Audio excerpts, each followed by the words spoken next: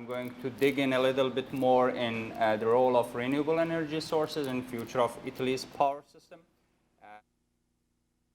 See how the combination of renewable energies and energy storage systems can help each other to decrease the GHG gas emissions. So this is very famous graph that you have seen this many times in this conference. Climate change is real. It's not fake news. We know that the big reason for that is greenhouse gas emissions and electricity and their intermittency, and we are going to bring the flexibility to renewable energies through energy storage systems. Okay, thank you for the voice. Yep. Well, I'm going to directly discuss the project. This project was a collaboration between MIT and Polytechnic University of Turin and Professor Bompard's group in Italy. Sponsor of project was Enel company. We were trying to see the role of renewable energies in future of Italy's power system. We used the capacity expansion model, which was developed here in MIT in Energy Initiative Group, and we were trying to simultaneously optimize capacity expansion, hourly dispatch of generations, unit commitments, and also operating reserves. And we were trying to explore the combined renewables energy storage systems effect in power system and its combination, its share. And the study was based on technology cost projections for the future and also some CO2 policies. Well, to do this project, we had to look at the current status of Italy's power system. Based on 2015 data, Italy's power system has like 43% installed capacity of renewables, which accounts for 34% share in the electricity generation. And from 2006 to 2016, we had a huge increase in share of renewables. Especially, I'm going to emphasize on the role of solar energy. You see that it has increased from 45 megawatts to almost 20 gigawatts installed capacity, and its effect is reflected also in the share of energy. So renewables are growing very fast in Italy. Having all of these, we tried to see what is going to happen in future, in 2022, 2030, and to the horizon of 2050. So for this study, we needed some inputs and assumptions. Assumptions about generation units was like we decided thermal power plants to be combined cycle gas turbine, open cycle gas turbine, coal and oil. And for renewables, wind onshore and offshore, solar PV, utility scale, not rooftop version, and also hydro, geothermal, and bioenergy. And in bioenergy, we considered two options of electricity only and cogeneration. For all of these inputs, we had to define the efficiency, their participation in different tasks like unit commitment, reserves, and also fuel price, if any, costs, including investment cost, and also O&M cost, fixed and variable, and importantly, hourly capacity factor, especially for renewables, to see how much output we can get out of like PV, solars, etc. And also we assumed that we are going to have like coal phase out before 2025 based on Italy's government decision on like retiring coal power plants. And also there are natural limitations for wind and hydro. For load, we considered the historical data from 2015 and scaled it up to 2022, 2030, and 2050. For CO2 policies, we took the EU reference scenarios and tried to calculate the CO2 emissions based on the CO2 price offered in EU reference scenario.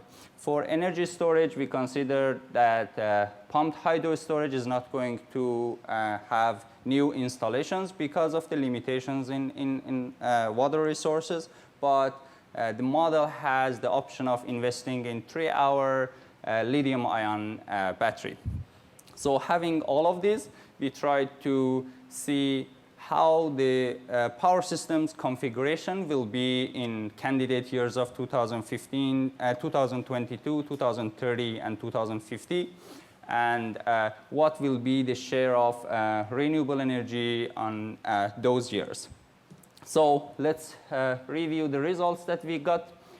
For the installed capacity, the output of model only based on technology cost expansion and without considering any price for CO2, we had 70% installed capacity of renewables in 2022.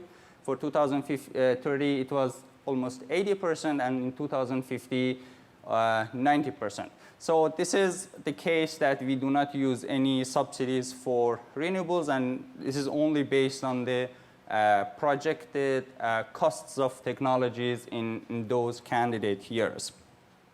If we break it down to the different technologies, we see that installed capacity of wind is almost doubled in the scenario of without any CO2 price, and also the installed capacity of solar technology is almost tripled from 2022 to 2050.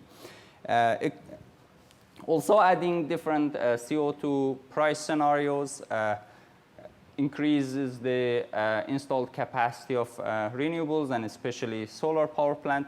I just want to emphasize that because of the natural limitations on installed wind and hydro and the constraints that we put in the model, the installed capacity for wind and hydro are almost constant. They have a cap and it does not go beyond that. But for solar, there is no cap and it can install as much as solar is economically reasonable. So these are the installed capacities for different generation technologies. If we look at the installed capacity of energy storage systems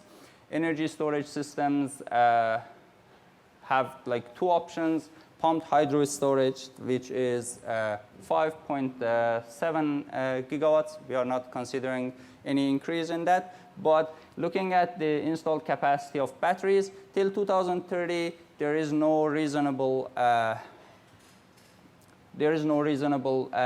number for installed capacity of having batteries, because it is expensive. And if we don't expose any CO2 price, we will not have any installed capacity of battery. But in 2050, the installed capacity of batteries is high, and it is going to help the solar and also other types of renewables to have more flexibility in power system. But installed capacity should not be very important in the case that it can be misleading. We should clearly look at the share of energy, and this is the share of energy of different technologies. Although we had very small number of installed capacities in thermal power plants, still we have a big share of thermal power plants in final energy generation. And also, if you look at, I wish I had pointer, but not. If you look at the generation share from coal, we have coal in 2022 in both scenarios, but after 22, because of the coal phase out, we do not have generation from coal, and it is replaced by gas power plants. Also, we can see the increase in solar generation and also increase in wind from like 16 terawatt hour to 38.5 terawatt hour. Well, if we look at the final share of renewables. In 2022, we will have almost 45% share of renewables. In 2030, it will be 56, and in 2050, it will be 84, roughly 84% share of renewables.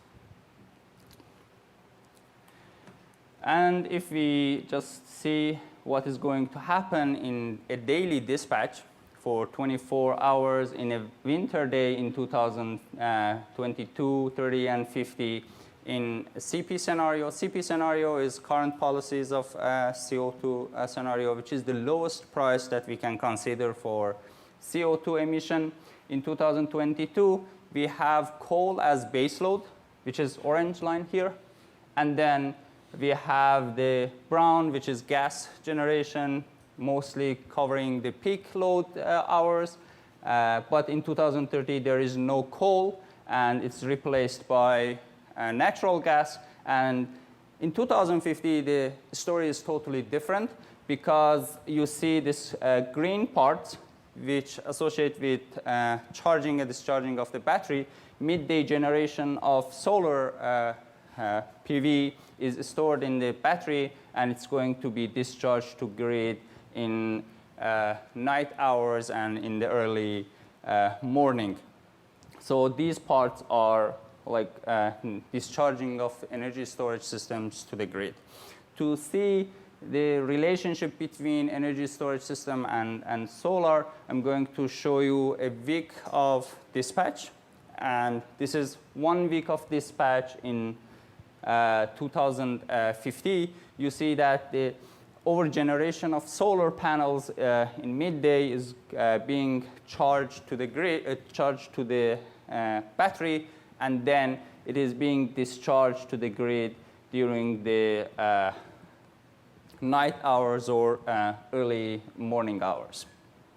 Well, to summarize the findings of this study, in 2022, 45 to 53% renewable share will be in Italy's power system. In 2030, it goes to 56 to 65%, and 2050, it will be 84 to 90% in different CO2 price policies. CO2 price makes around 15% variation in 2022 and 2030. In 2050, it just makes 10% variation. So it shows that technology advancement and technology cost reduction will be enough for higher percentage installation and shares of renewables in power system. Adding extra CO2 prices can only increase that for like 10 to 15%. And looking at the emissions, considering that in 2015, the emissions, total emission from electricity sector was 105 million tons. It's going to be almost around 100 million tons in 2022. It will go down to almost 50 in 2030, and it can go down to almost 20 million tons in 2050. If we want to go to zero emission power system by 2050, it's clear that extra CO2 policies, CO2 emission policies should be applied to power system. To make the conclusion from this study, first of all, we concluded that the technology cost reduction is big enough to help renewables deep penetration without applying any specific CO2 policies. Adding extra CO2 policies just leads to 10% more adoption of renewables. Italy's power system in future looks like to be mostly solar dominated because of the limitations on other renewable resources. Grid scale batteries may not be economically viable till 2030, and after that it will be cheap enough to be used in power system. Batteries and solar energy have a good partnership to help the intermittency of PV and just bring the flexibility to renewables. And also, it's very important to say that all of these results, first of all, our intention was to just see if it is viable economically to have high penetrations of renewables in future. We have not considered grid expansion, we have not considered transmission system, and also there are many other assumptions that are highly uncertain to the horizon of 2050. Finally, I want to thank Polito, MIT, NL project group, NL experts that had many good inputs about the assumptions of this study, and also Professor Magnus Korpas from Norwegian University of Science and Technology that had very good insights and inputs to this project. Thank you.